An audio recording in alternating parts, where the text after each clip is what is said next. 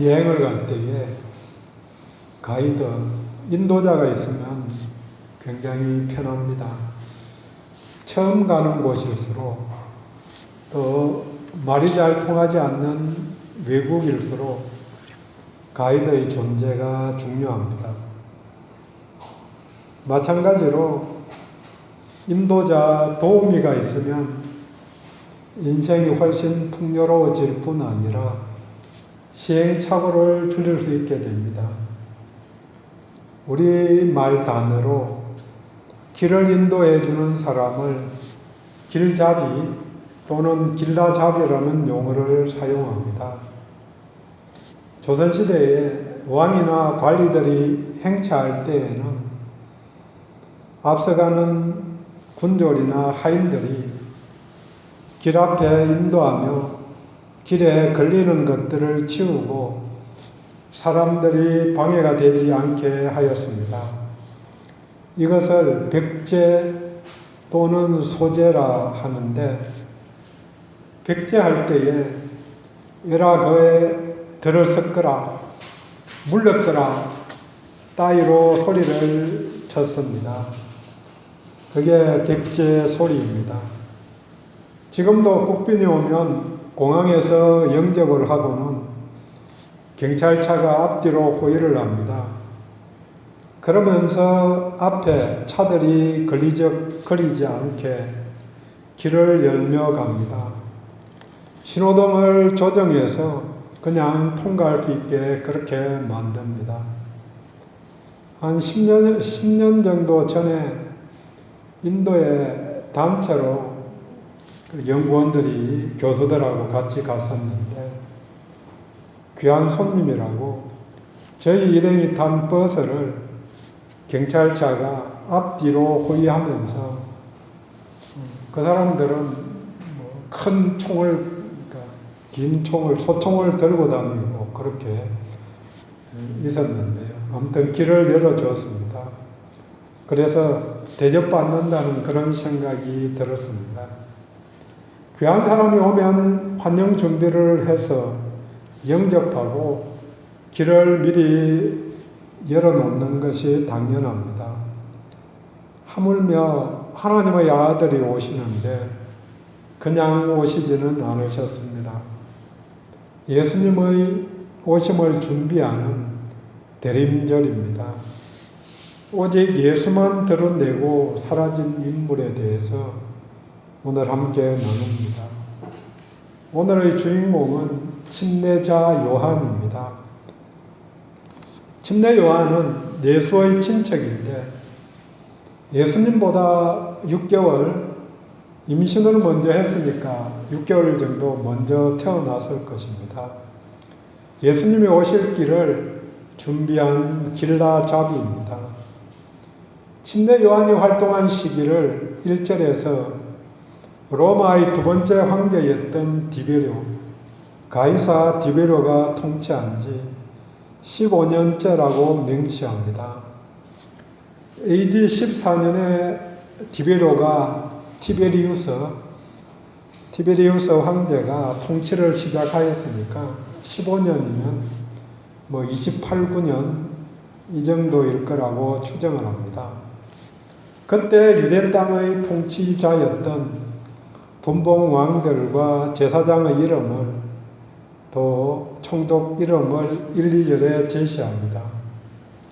2000년 전의 이야기지만 전설 따라 그런 이야기는 아니고 신화가 아니고 역사적인 사건임을 배경을 통해서 이야기해 줍니다. 또 출신 배경뿐 아니라 그의 활동이 정치인과 종교인들과 무관하게 시작했음을 나타내고 있습니다. 다른 나라의 지배를 받고 있고 또 대제사장도 2명씩이나 있는 상황입니다. 안나스는 로마의 시리아 주재 총독이 대제사장으로 세웠던 인물입니다. 그러니까 로마의 통치가 나라에 따라, 그 다스리는 나라에 따라서 여러 등급이 있었는데 가장 통치권을 강하게 주는 곳이 총독이 있는 곳. 그래서 시리아는 로마에서 직할령 같은 거죠. 직접 총독이 군단을 몇 개 거느리면서 다스리고, 그 다음보다 낮은 게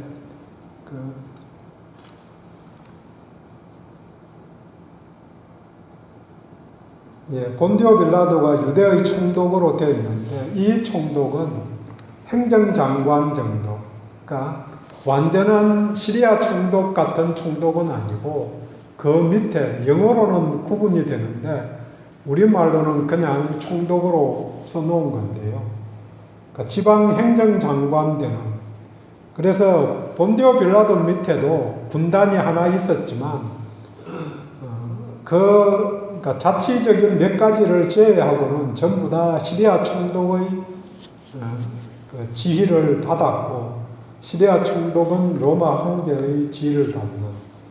그 다음에 분봉왕으로 된 그 분봉왕들은 그거보다 더 낮은, 그러니까 군대나 이런 권한은 아무것도 없는 그런 그 중세 시대를 생각하면 제후 정도 되는 그런 왕이었습니다.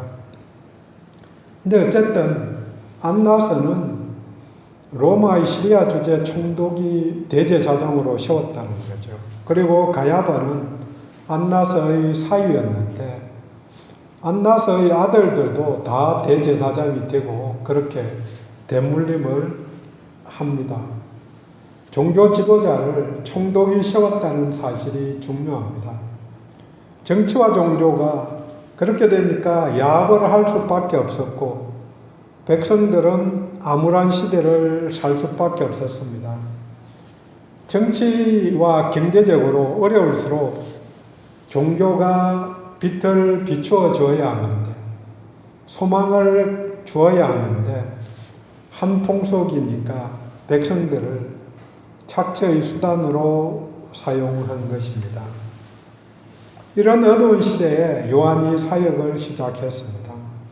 희망의 불을 던진 것입니다. 밤이 깊으면 새벽이 가까웠다는 표지입니다. 본문은 요한을 길라잡이라고 소개합니다.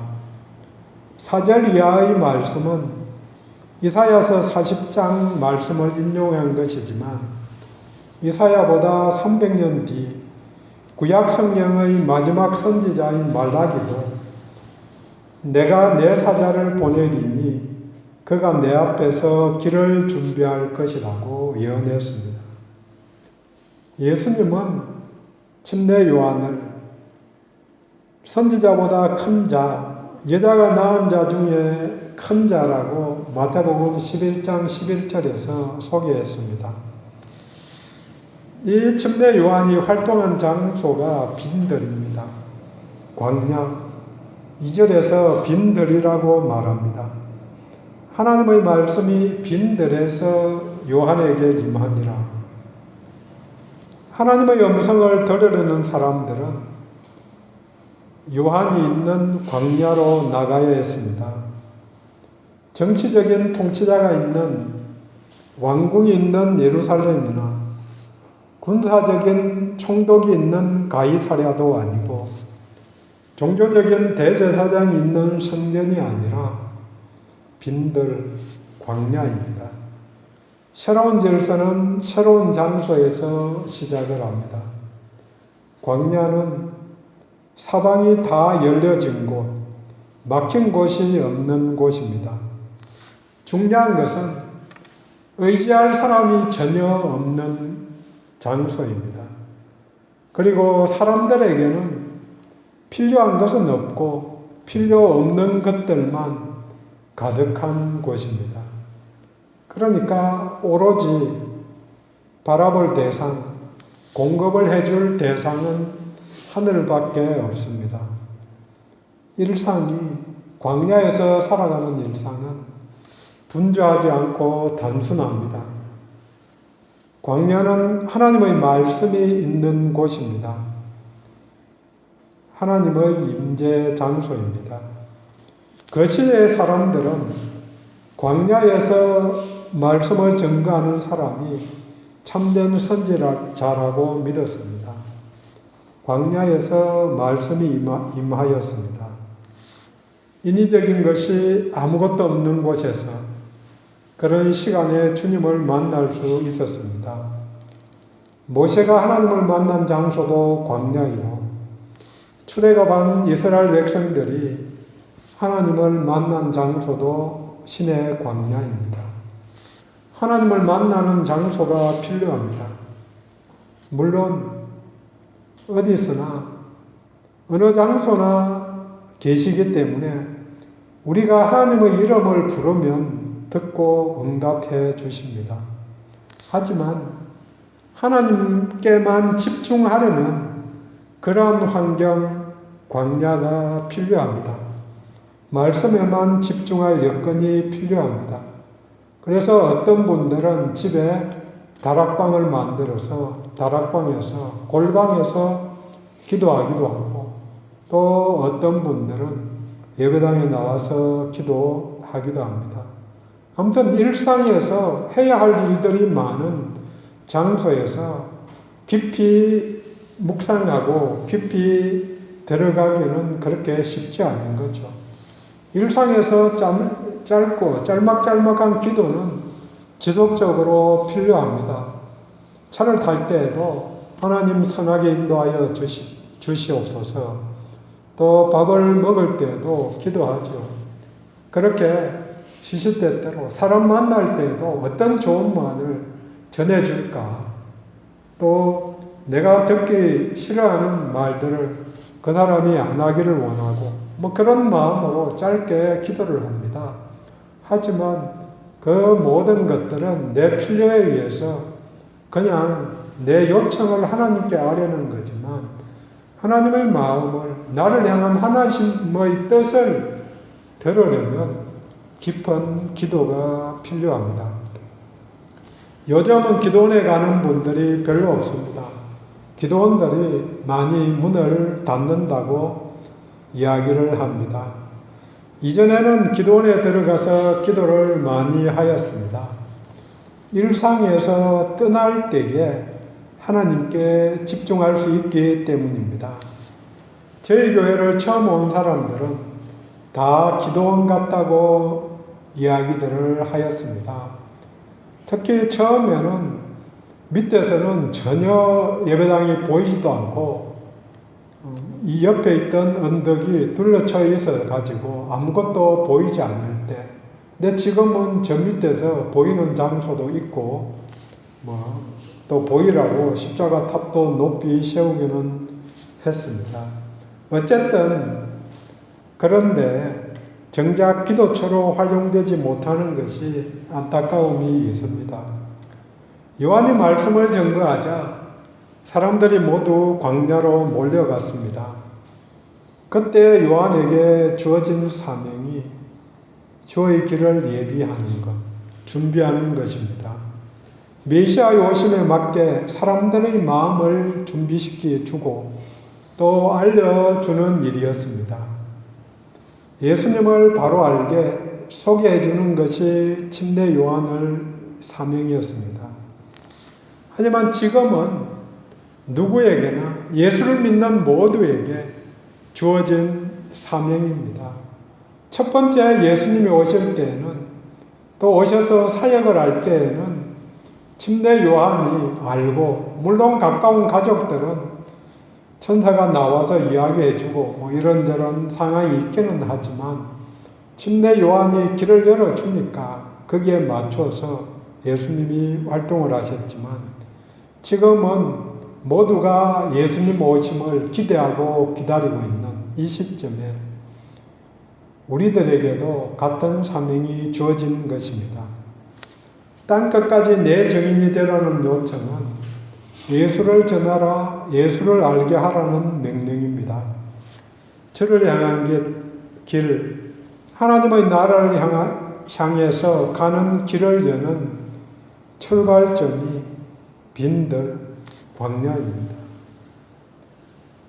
어디가 말씀이 전해지는 장소인 나의 광야인가? 내게 광야가 있는지 물어보아야 합니다. 그래서 조용히 하나님의 말씀을 듣기를 원합니다. 본문에 나타난 침례 요한의 사역은 두 가지입니다. 첫째는 사람들을 회개로 인도하는 것입니다. 이것이 사람들을 준비시키는 일이었습니다. 준비된 자에게 말씀이 임하고 준비된 자에게 능력이 임합니다. 무엇으로 준비를 하는가? 3절 회개입니다. 회개하는 사람이 하나님을 만날 수 있습니다. 회개는 세 가지 변화를 가져온다고 이야기합니다. 믿음이 변합니다. 이전에는 믿음이 없었고 아니면은 나 자신을 의지하고 아니면 다른 우상들을 섬겼는데 이제는 새롭게 하나님을 믿는 거죠. 예수 그리스도를 주님으로 믿습니다. 두 번째는 소속이 바뀐 것입니다. 이전에는 마귀의 종이었는데 죄의 종이었는데 이제는 하나님의 자녀로 소속이 바뀌었습니다. 하나님 나라 백성으로 소속이 바뀐 것입니다. 마지막으로는 행동이 바뀝니다. 삶을 살아가는데 실천하는 것이, 추구하는 것이, 나아가는 것이 하나님을 향해서 나아가게 되는 것입니다. 이 중 하나만 빠져도 올바른 회개가 아니라고 이야기합니다.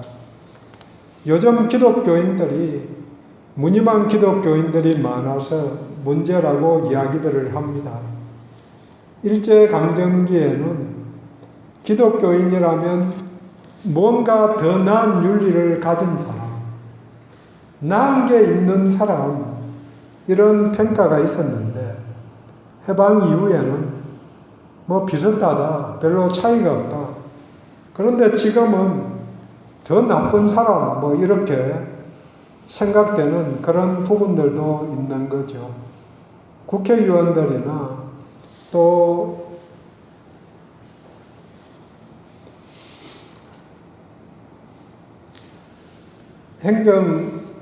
정부 쪽에도 많은 사람들이 예수를 믿는데 그 사람들이 똑같이 감옥 가면 남들하고 똑같이 가는 거죠. 물론 잘못되어서 오해로 말미암아 엉뚱하게 들어갈 수도 있지만 그러지 않은 경우도 많이 있는 거죠. 사람들이 믿음이 달라졌다고 말은 하지만 소속은 양다리를 걸치고 행동은 자신의 이익에 따라 살기 때문입니다. 주의 길을 준비하는 모습을 5절에서 자세히 알려줍니다. 이전의 왕조 시대에는 왕이 행차를 하면 길을 곱게 하였습니다. 얼마 전까지 군대에서 사단장이 대대 이런 데를 방문을 하면 길을 정돈하고 청소를 한 것과 같습니다.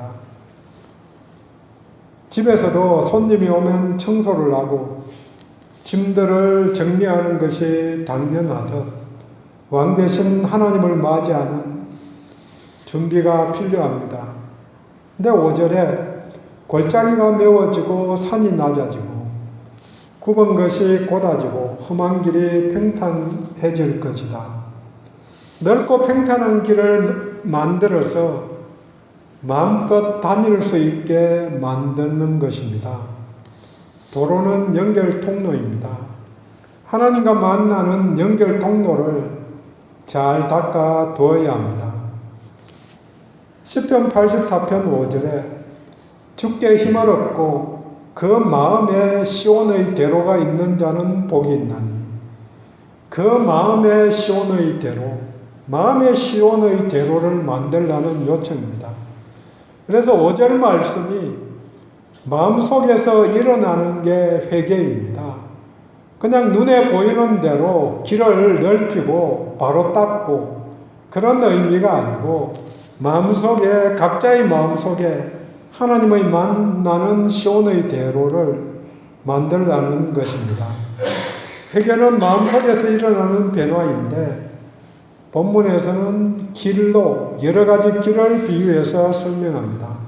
먼저 마음의 골짜기를 메우라고 요청합니다.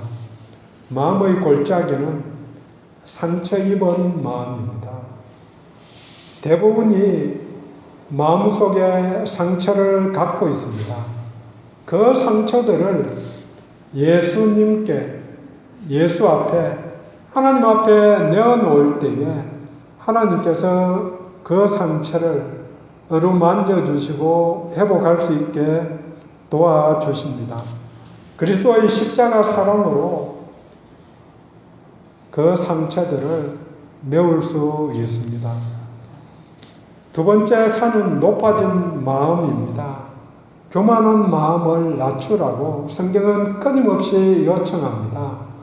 또 교만이 패망의 선봉이라고 세상 살면서도 교만하지 말라고 요청합니다.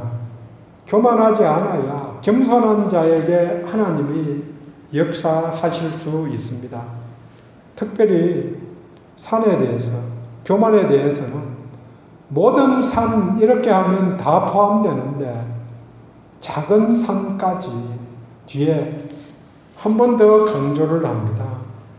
교만은 작은 것까지도 낮춰야 한다, 없애야 된다고 하는 말씀입니다.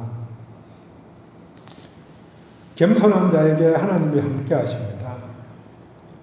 D.L. 무디 목사님은 하나님께는 두 개의 보좌가 있다.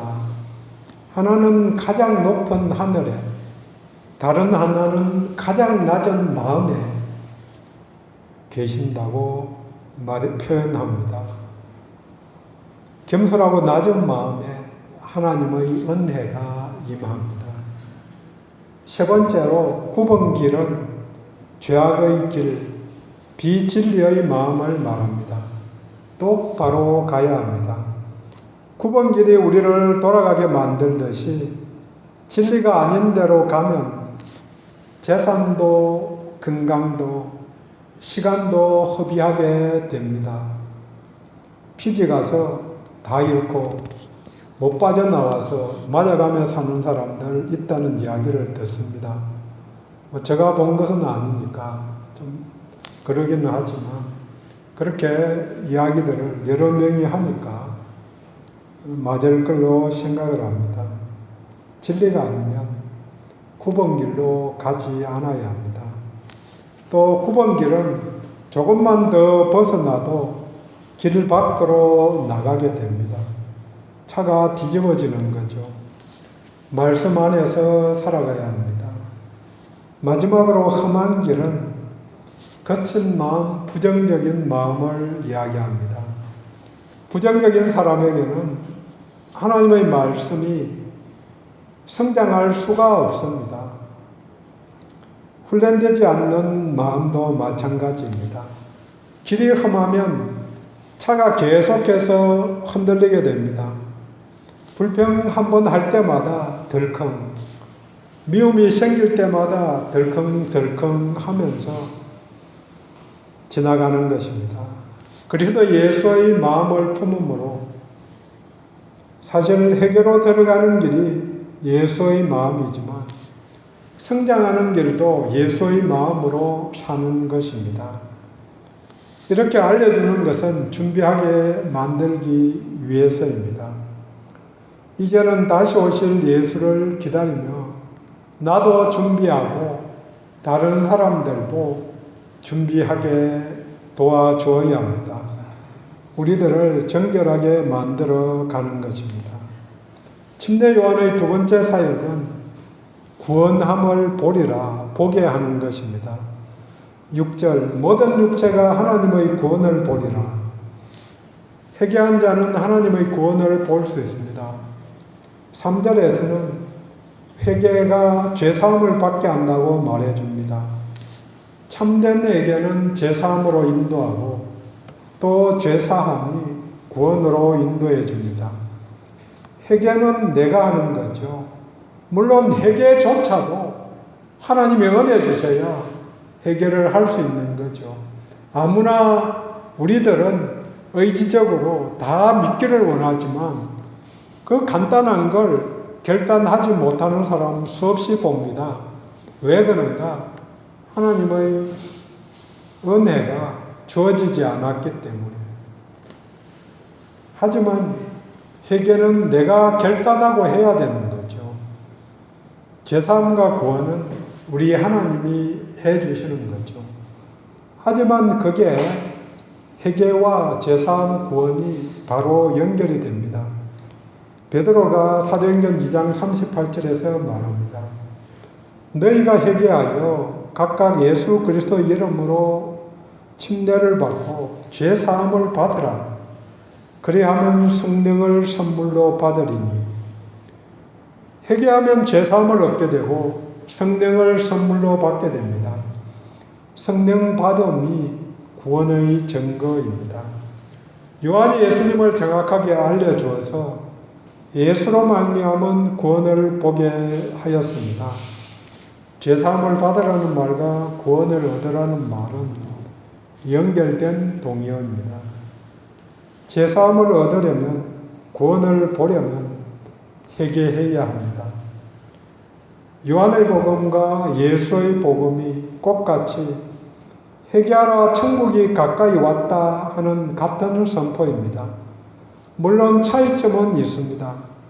구약의 마지막 선지자인 침례 요한은 그걸로 끝이죠. 회개하라 천국이 가까이 왔다. 하지만 예수의 복음은 회개하면 가까이 온 그 천국에 내가 소속될 수 있다. 성령을 선물로 받을 수 있다 하는 것이 차이점입니다. 성령이 있느냐 없느냐, 성령이 내주하시느냐 하지 않느냐, 그 차이는 있습니다. 회개 없이는 죄사함 없고 죄사함 없이는 구원이 없습니다. 요한이 예수가 나타나자 구원자로 인정을 하고 제자들에게 알려주었습니다. 그래서 요한의 제자들은 메시아를 보게 된 것입니다. 보여주는 자가 없으면 알 수 없는 경우가 많이 있습니다. 인도자가 중요한 것은 내가 눈으로 보는 것 외에 그 이면을 볼 수 있게 설명을 해주기 때문입니다. 관광을 가서 가이드가 설명하는 것을 들으면 바위가 사람같이 보이기도 하고 동물같이 보게 되는 것입니다. 설명을 듣기 전에는 저게 뭔가 좀 형상이 있네 그런 생각이 들고 바로 보일 때도 있지요. 그렇지만 또 전설을 이야기해주고 그러면 훨씬 가까이 와닿게 되는 거죠. 에티오피아 내시가 마차에서 이사야서를 읽고 있을 때에 지나가던 빌립이 듣고는 묻습니다. 무슨 뜻인지 아느냐? 이에 내시가 말합니다. 기도해 주는 사람이 없으니 어찌 깨달을 수 있느냐? 기도해 주는 사람이 없어서 모르겠다는 말입니다. 이에 빌립이 이사야서를 시작해서 예수의 복음을 전하였습니다. 기도해 주는 사람이 필요합니다. 물론 성령의 시대에 성령의 은혜로 깨달을 수도 있습니다. 하지만 인도자가 있으면 한결 편하게 일을 할 수 있습니다. 동시에 우리 모두는 인도자의 사역을 감당해야 합니다. 이것이 전도입니다. 예수를 알려주는 것입니다. 내가 받은 것이 있으니 그것까지만 증거하면 됩니다. 본 것이 있으니까 본 것까지만 말하면 되는 것입니다. 정리합니다. 예수님이 다시 오심을 기다리면서 해야 할 일, 모두에게 주어진 사명이 있습니다. 길을 준비하는 일입니다. 시온의 대로를 만들어 예수가 활동할 길을 준비하는 것, 회개하게 하는 일입니다. 회개하면 죄사함을 얻고 구원을 얻게 됩니다. 우리들이 해야 할 일은 믿음으로 회개하는 것입니다. 오늘도 잘못을 돌이킬 때 주께 한 걸음 더 가까이 나아갈 수 있습니다. 믿음, 소속, 행동의 변화가 없으면 그 회개는 가짜이든지 덜 된 회개입니다. 인도자가 필요하고 모두가 인도자 되어야 합니다. 기도합니다.